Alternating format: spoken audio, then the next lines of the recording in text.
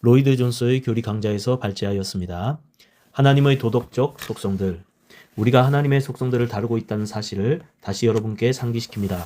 우리는 하나님의 절대적인 인격에 속한 속성들을 상고했고, 이제 보통 하나님의 도덕적 속성들이라고 칭하는 하나님의 속성들을 상고하기에 이르렀습니다.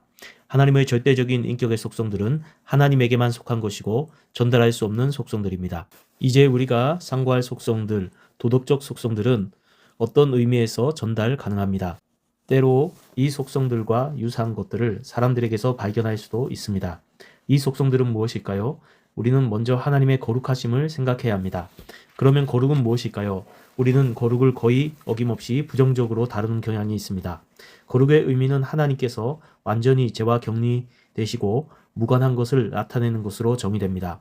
거룩은 주로 구별, 즉 악으로부터의 구별을 의미합니다. 그러나 거룩은 긍정적이기도 합니다. 거룩은 본질적이며 절대적인 청결입니다. 성경은 하나님께서 거룩하시다고 도처에서 가르치시는데 이 거룩이 나타내는 바의 일부분은 하나님의 죄에 대한 증오와 하나님의 죄로부터, 죄인으로부터, 그리고 모든 악한 것으로부터의 구별입니다. 이 거룩에 대한 성경의 가르침 중 몇 가지를 예증하겠습니다. 우리는 내가 거룩하니 너희도 거룩할지어다. 베드로전서 1장 16절의 말씀을 명령받았는데 이 명령은 하나님의 거룩하심을 나타내는 특별하고 명백한 말씀입니다. 구약 성경은 주로 하나님의 거룩하심의 계시이며 하나님께서 그 거룩하심의 결과로 행하신 일의 계시입니다. 구약 성경의 관심사가 하나님의 거룩하심을 이스라엘 백성에게 계시하고 가르치는 것이 아니라면 율법을 주신 목적이 무엇이겠습니까? 이 목적으로 하나님께서는 한 백성을 자신에게로 구별하셨고 그들로 하여금 자신들이 어떤 백성인가를 알게 하시기를 원하셨습니다. 그들은 하나님의 거룩하심을 깨닫고 이해할 때라야 비로소 자신들이 어떤 백성인가를 알 수 있었습니다. 그러므로 율법을 주신 것은 주로 그 목적을 위함이었습니다. 다음으로 성막을 만드는 것에 대한 다양한 지식들을 봅니다. 성막은 바깥들과 성소 그리고 대제사장만이 1년에 한 번 들어가는 것이 허용되는데 피 없이는 들어갈 수 없는 지성소로 나누어집니다. 성막은 하나님의 거룩하심에 대한 이 중대한 가르침을 실제적인 실천으로 나타내기 위해 설계된 것이었습니다. 그 다음에 물론 예언자들도 계속하여 하나님의 거룩하심에 대해 가르쳤습니다. 하나님의 거룩하심에 대해 가르치는 것이 그들의 중대한 의무이자 메시지였습니다. 이 사실은 주께서 눈이 정결하심으로 악을 참아 보지 못하시며 패역을 참아 보지 못하시거늘 하박국 1장 13절이라고 말하는 하박국서에서 완벽하게 요약됩니다. 우리는 신약 성경에서도 똑같은 강조를 봅니다. 예를 들어 우리 주님께서는 하나님을 거룩하신 아버지 요한복음 17장 12절 라고 부르셨습니다. 이 호칭은 하나님의 거룩하심에 대한 최고의 가르침입니다. 요한 1서에는 이에 대한 정의가 나옵니다. 하나님은 빛이시라 그에게는 어둠이 조금도 없으시니라. 요한 1서 1장 5절. 이렇게 성경은 이 가르침으로 가득합니다.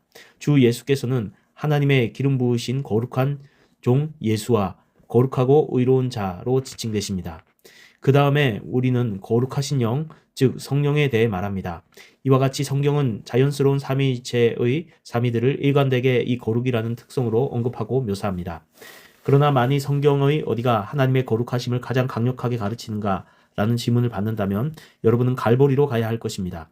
하나님께서는 거룩하십니다. 하나님께서는 너무 거룩하시기 때문에 무서운 죽음만이 하나님께서 우리를 용서하는 것을 가능하게 할 수 있는 것입니다. 십자가는 하나님의 거룩하심에 대한 최고의 그리고 가장 숭고한 선언입니다. 하나님의 거룩하심에 대해 성경이 계시하는 목적은 분명히 우리에게 하나님께 나아가는 법을 가르치는 것이라고 라는 사실을 명심합시다. 히브리서 기자의 말에 의하면 우리는 경건함과 두려움으로 히브리서 12장 28절 하나님께 나아가야 합니다. 여러분이 어디에 있든지 항상 이렇게 하나님께 나아가야 합니다.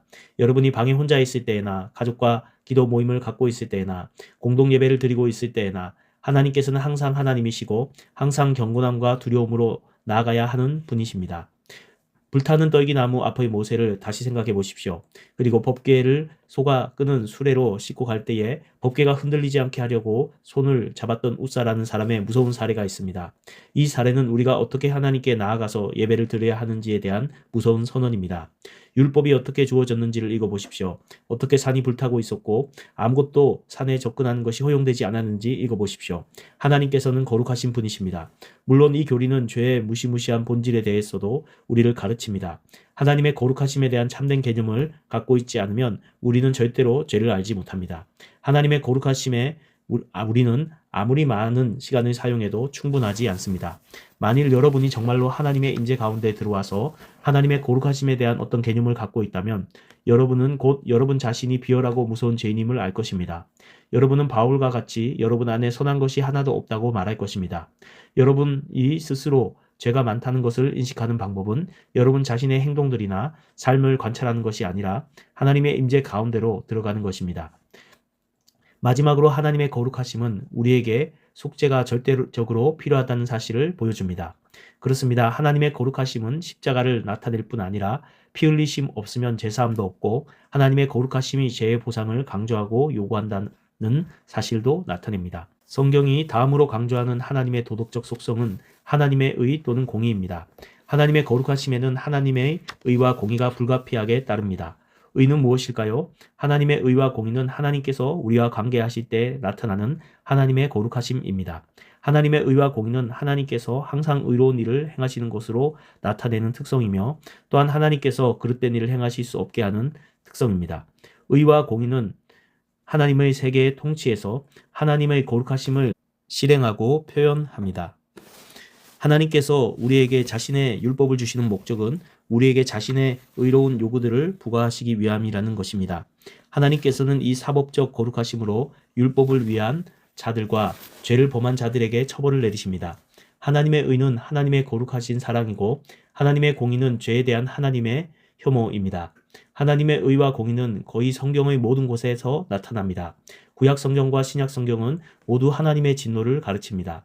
하나님께서 죄를 증오하시며 그 죄에 대한 증오를 진노로 표현하신다는 것입니다. 바울은 우리가 다 본질상 진노의 자녀라고 말합니다. 하나님께서는 우리의 죄를 사해 주심에서도 이 동일한 특성을 나타내십니다. 만일 우리가 우리 죄를 자백하면 저는 미쁘시고 의로우사 우리 죄를 사하시며 모든 불의에서 우리를 깨끗게 하실 것이요. 요한일서 1장 9절. 하나님께서 죄사함의 길을 예비하셨기 때문에 만일 우리가 그 길을 따르면 하나님께서는 자신의 공의에 의해 우리의 죄를 사하십니다.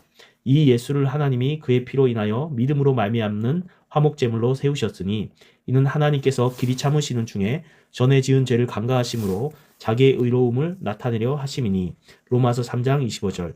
우리의 죄사함을 위해 필수적인 제물과 희생물, 화목제물 이 마련된 것은 바로 하나님의 사랑과 자비 그리고 긍휼하심과 연결된 하나님의 공의로 말미암은 것이었습니다. 하나님께서 자신의 공의와 의를 나타내시는 또 한 가지 방법은 하나님께서 반드시 자신의 말씀을 지키시는 것입니다. 이것이 선지자 하박국 전체의 메시지입니다. 하박국은 자문했습니다. 어떻게 하나님께서 자기 백성이 이렇게 고통을 겪는 것을 허용하실 수 있는가? 이교도들이 악한 갈대아인들이 하나님의 백성을 벌하여 멸망시킨 자들이 되는 것을 어떻게 허용하실 수 있는가? 이 문제에 대한 하박국의 대답은 이렇습니다. 지금 당장 현재만을 보지 말라. 긴 안목을 가지라. 그러면 우리는 하나님께서 자신의 의와 공의를 나타내시는 것을 볼 것이다. 이스라엘 자손은 현재 벌을 받을 만하다. 그래서 하나님께서 이 갈대아인들을 잠시 사용하고 계신다. 후에 그들은 패주하고 멸망할 것이다. 하나님께서는 절대적으로 공의로우시다. 따라서 만일 우리가 긴 안목을 가지면 그 일을 보게 될 것이다. 하나님께서는 의인들에게 상을 주시기도 하십니다. 디모데후서 4장 8절. 이제 후로는 나를 위하여 의의 면류관이 예비되었으므로 주 곧 의로우신 재판장이 그날에 내게 주실 것이니 내게만 아니라 주의 나타나심을 사모하는 모든 자에게니라고 말합니다. 하나님께서 의로우시기 때문에 우리도 의로워져야 합니다. 하나님께서는 우리가 법적인 또는 법정의 의미에서 의롭다고 선언하십니다. 이것이 이신칭의 즉 믿음으로 말미암은 칭의입니다. 그러나 또한 하나님께서는 우리를 의롭게 만드십니다. 이것이 성화입니다. 이 성화는 우리가 흠과 티 없이 나무랄 데 없이 하나님과 같이 의롭고 거룩하게 될 때까지 계속될 것입니다. 이제 우리는 도덕적 속성의 항목에 속한 하나님의 세 번째 중대한 속성에 이르렀습니다. 여기서 우리는 하나님의 선하심 또는 인자와 사랑을 상고할 것입니다. 때로 하나님의 선하심이라는 표현으로 진리가 진술되기도 하고 때로는 하나님의 사랑이라는 표현으로 진술되기도 하는데 이 두 용어는 동일한 진리들을 나타냅니다. 그러나 이 두 용어는 구별되기도 합니다. 나는 다음과 같은 구별을 제안합니다. 하나님의 선하심이란 하나님으로 하여금 자신의 모든 피조물들을 관대하고 다정하게 다루시도록 이끄는 하나님의 완전성입니다. 하나님의 사랑은 하나님으로 하여금 영원히 자신을 인간들에게 전달하시도록 하는 하나님의 속성입니다. 성경은 하나님의 사랑이 그 자체를 전한 것이라고 매우 명확하게 나타냅니다. 하나님께서는 영원하십니다. 그리고 하나님께서는 영원한 사랑이십니다. 덧붙여 말하자면 이 사실은 삼위일체 교리의 소론이 될 것입니다. 즉 하나님이 사랑이시라는 사실은 어떤 의미에 있어서 삼위일체의 증명입니다. 하나님께서는 영원하시고 영원한 사랑이시기 때문에 하나님께서 항상 사랑하신 누군가가 반드시 존재해야 합니다. 이 사실은 삼위일체 교리를 필연적으로 만듭니다. 하나님의 이 영광스러운 특성들은 어떻게 계시되고 나타날까요? 첫째, 하나님은 자신의 피조물들을 향한 선하심과 사랑을 일반적으로 나타내십니다. 마태복음 5장 45절, 이는 하나님이 그 해를 악인과 선인에게 비치게 하시며 비를 의로운 자와 불의한 자에게 내리우심이니라. 이것이 차별이 없이 하나님의 모든 피조물들을 향한 하나님의 선언입니다. 마태복음 6장 26절에서 하나님께서 공중의 새도 기르신다는 말씀을 듣습니다. 그러나 여기까지 말한 다음 우리 더 특별하고 훨씬 더 영광스러운 사실로 나아갑시다. 하나님의 선하심과 사랑이 나타나는 두 번째 방법은 성경이 하나님의 은혜라고 칭하는 방법입니다. 은혜, 이 얼마나 나의 귀에 매력 있고 조화 있게 들리는 말인가 라고 말하는 것에 놀라지 않습니다. 은혜라는 말보다 더 영광스러운 말은 없습니다. 은혜, 여러분이 성경에서 끊임없이 발견하는 이 중대한 말은 받을 자격이 전혀 없는 사람들을 향한 하나님의 선하심과 사랑을 나타내는 말입니다. 은혜는 하나님과 하나님의 사랑을 요구할 권리를 상실하고 마땅히 심판과 처벌을 받을 수밖에 없는 사람들을 향한 하나님의 공로 없이 주시는 선하심과 사랑입니다. 성경은 하나님의 은혜가 우리에게 지금까지 주어진 모든 축복의 근원이라고 가르칩니다.